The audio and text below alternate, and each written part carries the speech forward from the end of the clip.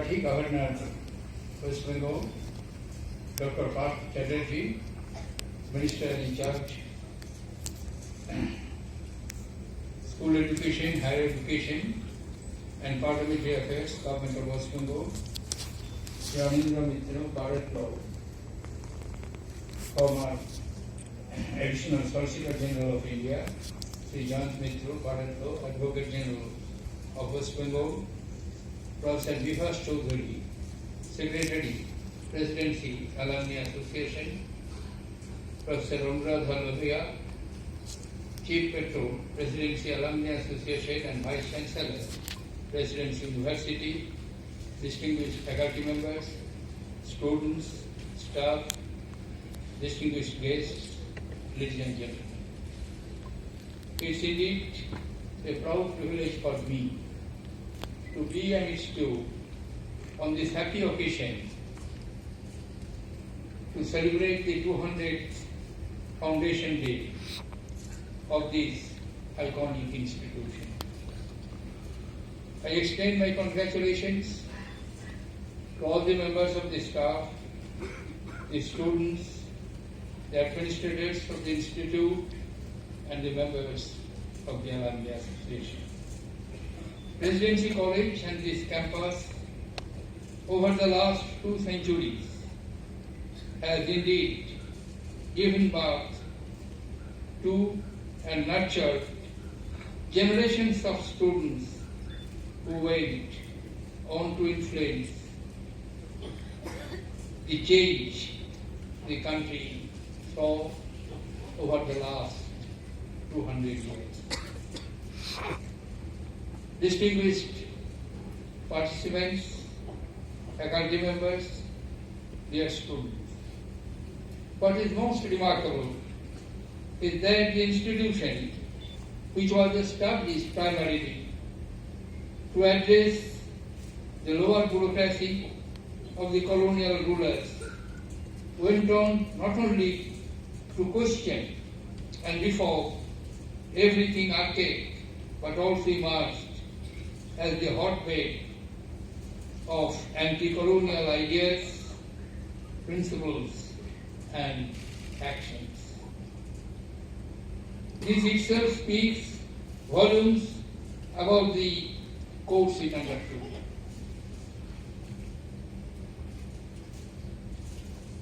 Speaking about the foundation of the institution, one would be amiss if the names of Henry Louis Vivian Diragio, Radhakanta De, Babu Bahadur, Babu Badrinath Mukherjee, Maharaja Tej Chandra Bahadur of Bardwan, and Babu Gopi Mohan Thakur, and many others who have helped to establish this institution are now remembered.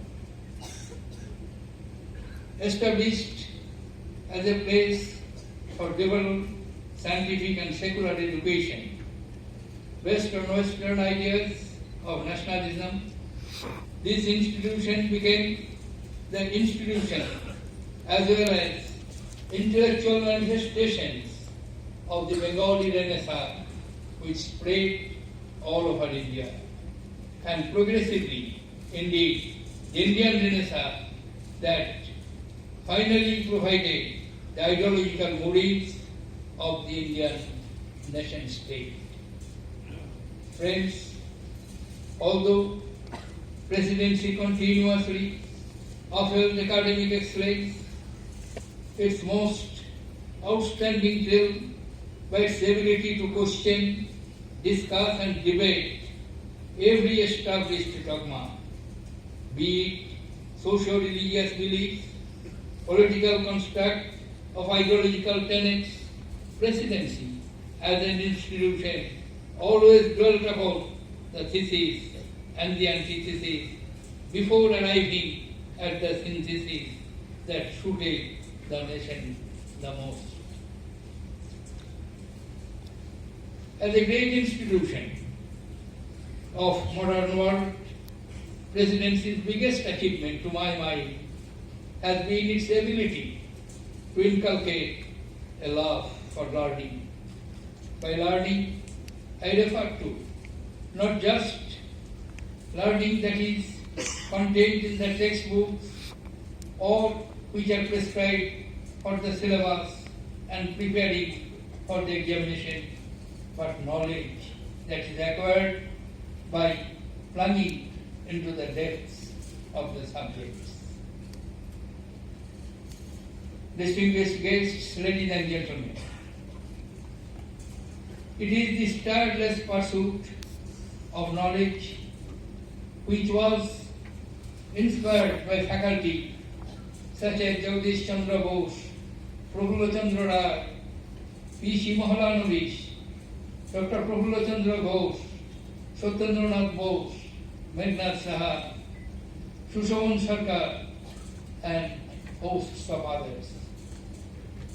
And it is the eternal pursuit that produced luminaries in the field of literature, such as Bankim Chandra Chattopadhyay and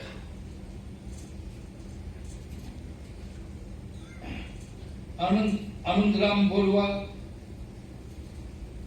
S.N. Bose, Meghnad Saha, P.C. Mahalanobish, Amar Kumar Rai Chaudhary, Shyamal Sengupta, and Ashok Sen. In the field of basic science, Amartya Sen, Sukhamay Chakraborty in the field of economics, and alumni such as Dr. Rajendra Prasad, the first President of the Republic of India, and if I remember correctly, the Prime Minister of Pakistan, Muhammad Ali of Bogra, was also an ex-student of Presidency College. I am not quite sure whether H.S. Sarwardi or Khwaja Najimuddin were also the products of this university, of this college.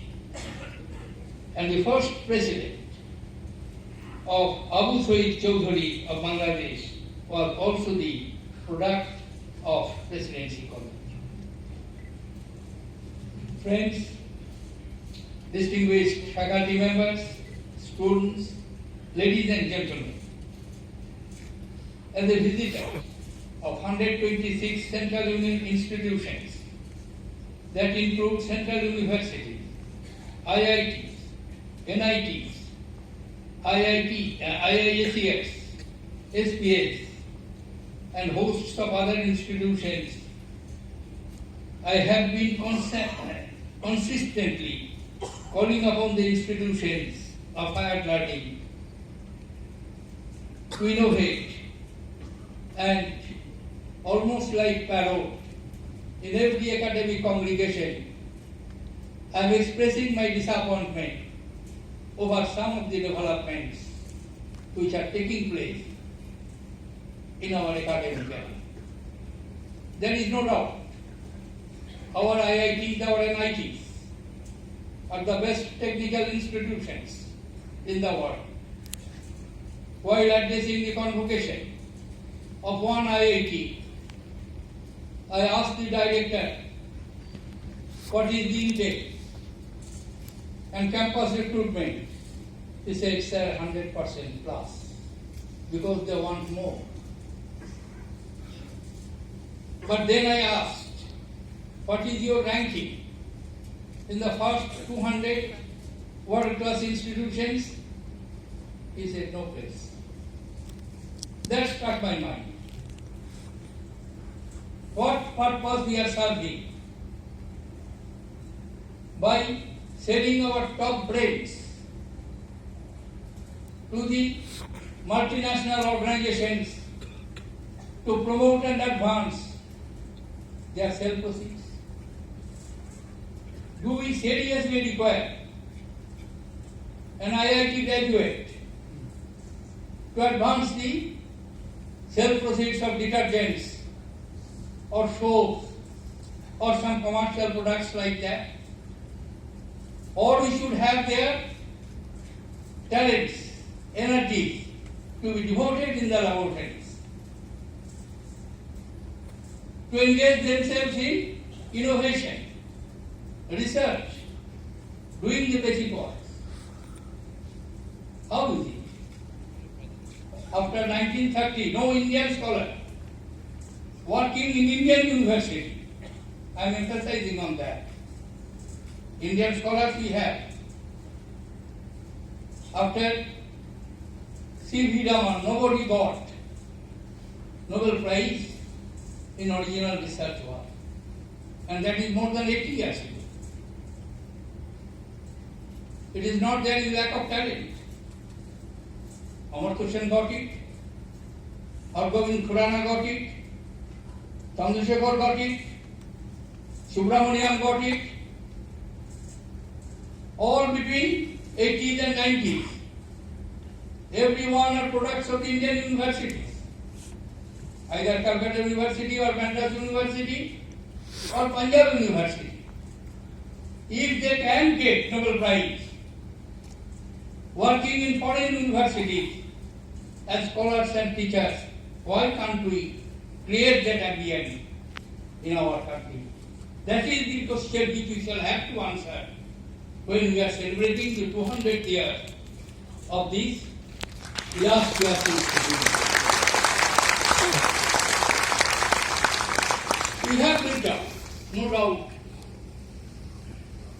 infrastructures for higher education. Number has increased. Right now 753 universities and more than 36,000 colleges are there. But again I am saying, till last year, not a single institution of them, Central University, State University, IITs, NITs, IISERs,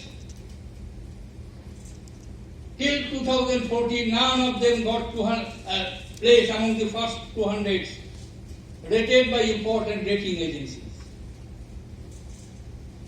I would not take the credit, but like Parrot, I went on speaking in every educational congregation, and I would not mention the name of the director, but one of them came, director of an IIT, and said, just give me 1 year, I will come out.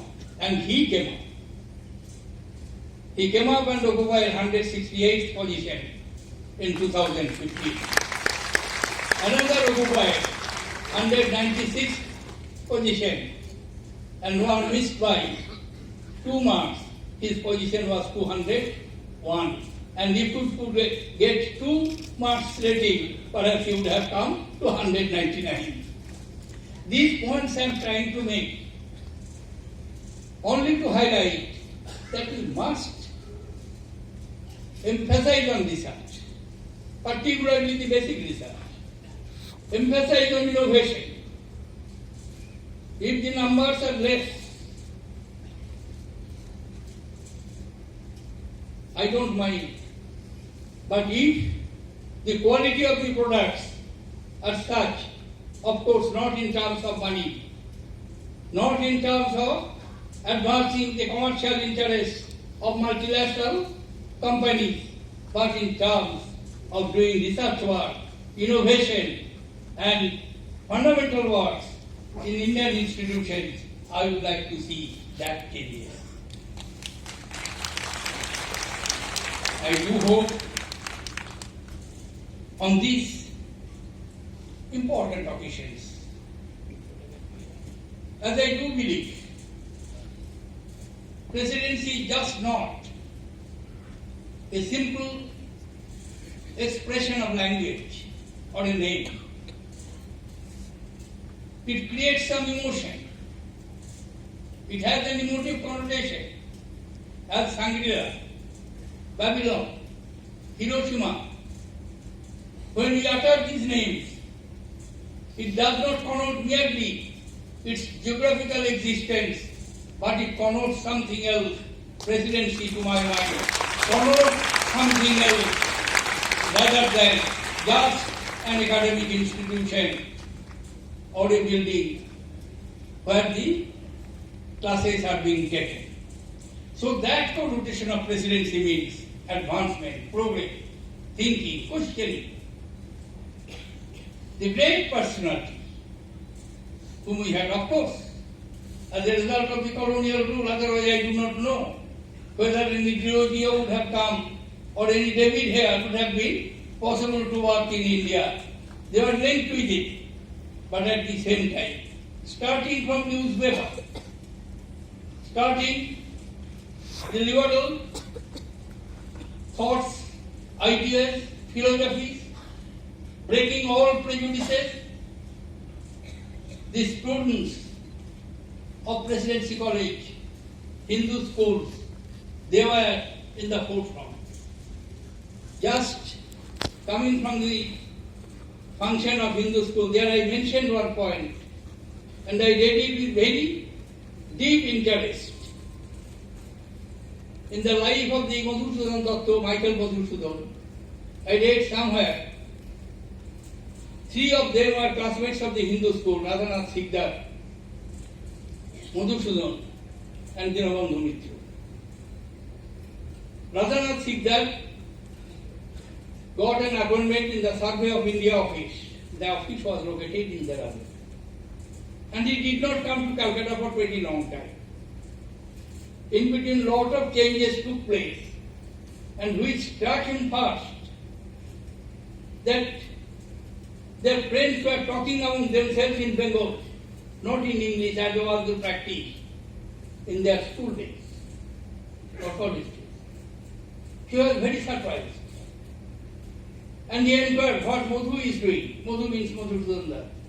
But Madhu is much more advanced. He is trying to write blank verse in Bengali. Radhanath Sikdar exclaimed that it is incredible. Blank verse in Bengali? Impossible. Madhusudan told him that you will see impossible has been possible. Actually, blank verse was written by Madhusudan in Bengali language, and it was a successful experiment. The short point which I am trying to drive at, it was in the case of language, literature, poetry. But in every walk of life it could be done. Because I am happy that there is a very powerful alumni association which has been created. Many of the organizations, top class universities, you know much better than me, top class universities of the world have been created, have been provided strength, technological innovations, new ideas, dynamism in the process by their alumni. Whether it is Oxford, whether it is Cambridge, whether it is Harvard, whether it is Stanford, alumni plays a major role in building up. Presidency has so many, almost in number.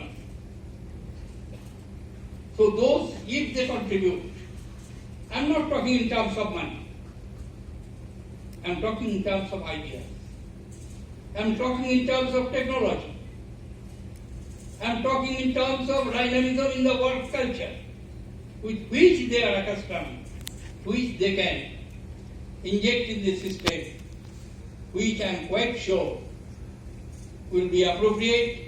And this university, now from the college it has been converted into university. I congratulate the Bengal government for doing so. And I do hope, as it was college, number 1 in India as a university, it must be number 1.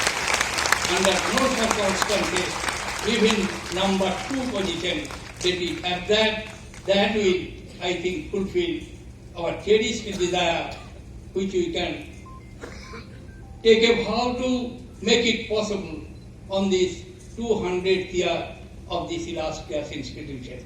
Thank you, ladies and gentlemen, and particularly to the Vice Chancellors and others for inviting me to be present on this great occasion.